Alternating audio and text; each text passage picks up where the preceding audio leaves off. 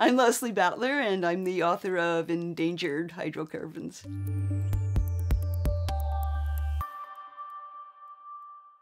I was working in the petrochemical industry, and I became very concerned with something, with environmental devastation and just environmental concerns and the whole extraction process and the big time sort of hyper consumerism that was fueling all of this. It just seemed like an endless vicious circle of consumerism and resource extraction. And I wanted to voice those concerns, and I wanted to do it through language, because the language of that industry is so incredibly invasive and blatant, and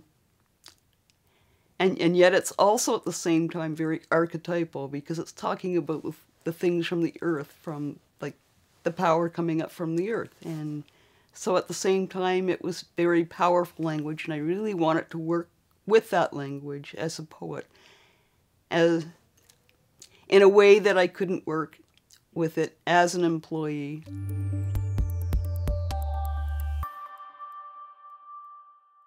Well, hydrocarbons are an organic compound, and they sound so simple. They're made up of two components, hydrogen and oxygen, and it does sound very simple, but these compounds are contained in everything from coal, petroleum, natural gas, which comes down to fuels, and then that's extracted to make plastics and rubber and just basically everything we do or touch or make or build in the society. So they're incredibly important, and so you're basically plundering the earth to get these hydrocarbons, and yet at the same time they are completely endangered as well, because they are a finite resource.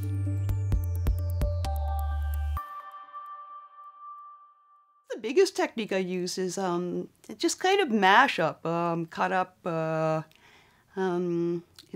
It's all being found text, like texts that came from the industry itself, like texts that came from logbooks and seismic charts and well books and geological prognoses, and it was mashed up with a whole bunch of with a lot of other sources, mostly like some kind of cultural sources and pop cultural sources. And I basically did that to show how the industry is in everything, that there isn't anything that it doesn't touch, and there isn't anything that it won't colonize. And I used the kind of collaged and cut up technique to sort of emulate the processes of of hydrocarbon extraction. That you're just tearing everything apart, reassembling it, and reclaiming it into some kind of world that's kind of unfamiliar.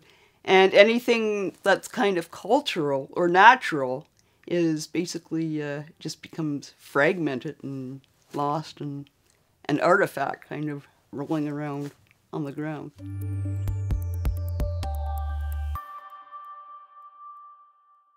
When I went to Inuvik and some of the places north on a project with a project team in Norman Wells and places like that, and I heard what the people were saying, and we did some town halls while we were in these areas, and they would tell things in stories. Like they would talk about how they went out fishing and now the fish weren't coming in, and they would say it in such human storytelling terms, and it would all get reported back in these legalistic, absolutely colonial language, and it just made me furious. And then I would see, I just saw the landscape, just saw the Dempster Highway, just saw the from Inuvik to Tuktoyaktuk, the Pingos and all that, and how fragile that land is. And I just thought, oh, I got to do something. I can't do this.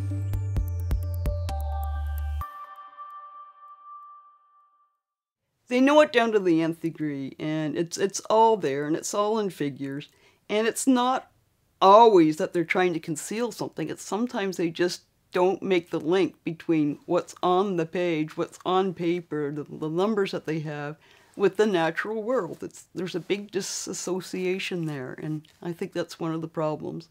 And the other really negative side to that is when they are trying to conceal something, when they don't give you the right geotechnical information, they leave that blank. When they do actually try to conceal and cover up information.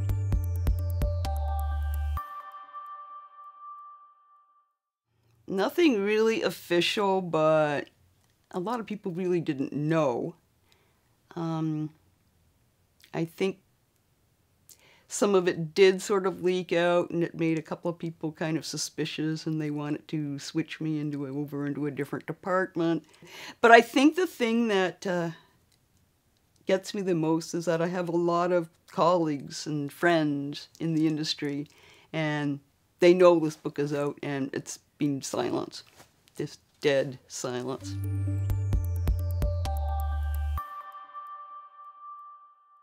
I have occasionally had people think I was kind of a corporate sellout, or I have received a bit of that, yes.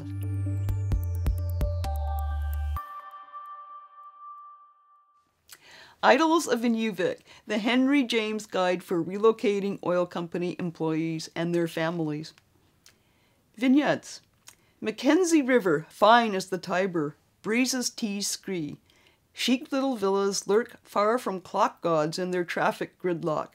My lips shape prayers over eroded roofs, crooked chimney pots, water towers of this haughty city-state. Drunken pines stagger over the tree line, but indeed, this must have been a hoary old city when Hannibal battled the mad trapper. I pick up my rucksack, take in the Mike Zubko Airport, an aesthetic delight. Majolica tarmac gleams. Campaniles of quaint colonnades lead to the great fur trade reliquary. This metropolis never sleeps. Single otters waft propane. Bush planes drone. Victorian Quonsets line country lanes, swarming with Norcan rentals. Smarty box mansions perch on vivid piles of verdigris. Here one may live a dream. Verdi with Peregrine, live concertos from ravens driving down the boulevard. Or one may wander the serpentine road of utilidors, all Roman vinyl, Alcan finery. Norman rotor spin perfect unity of heart and reason. Goethe, a known cicerone, would surely deem the petroleum show lovelier than the medieval cathedral. Opera night, the friendship city booms with Carmen, but I chose to peruse Inuit land grants, while the canyon swoons nitrogen red. Northern Avon's preen, the very picture of worldly wise men, straight out of Bunyan, pondering soil disposal, possible end uses for marine ecosystems, cradled among scenic pinnacles. One can imagine perforation tunnels, the music of dirt bikes. Sublime, I remain in limbo, blinded by a sudden wind. City lights. Discerning eyes and digital easels will revel in picturesque Inuvik. Meet tufting artists at the trading post, where merchants barter carvings in charm school patois. One may hear the cheery bakshish of basket weavers. Drown in sensation, soak in the Nanook souk. Pause for coffee solution talk in the Aeschylus room. Now is the time to buy an infill. Snaga Nunatatak, land of origin. Roast fowl ropes over an open fire. Roll cigars in fine ground ptarmigan. Watch auditors lariat the auroras that threaten boreal forest. Then pose with the wall-eyed polar bear at the roost. Paddle a canoe. Nurse the Oxford Book of Verse.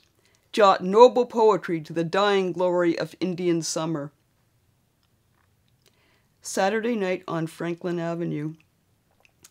I leave the theater. The streets are still teeming with people. Generators roar arias as the Wendigos party. Ibyuk walks at night. Permafrost adorns the cornices of posterity. I kiss a governor general. Win a rack of antlers. I may have mandated the office of investigator. Carved a pieta from imported snow. Crashed the Mad Trapper Inn. Karaoke'd Part 3 of the Corrections and Criminal Release Act. Signed off on the death of a Klavik. Airlifted children from homeless tribes who kidnap bottom lines. This, you will cry, is the civilized nation, par excellence.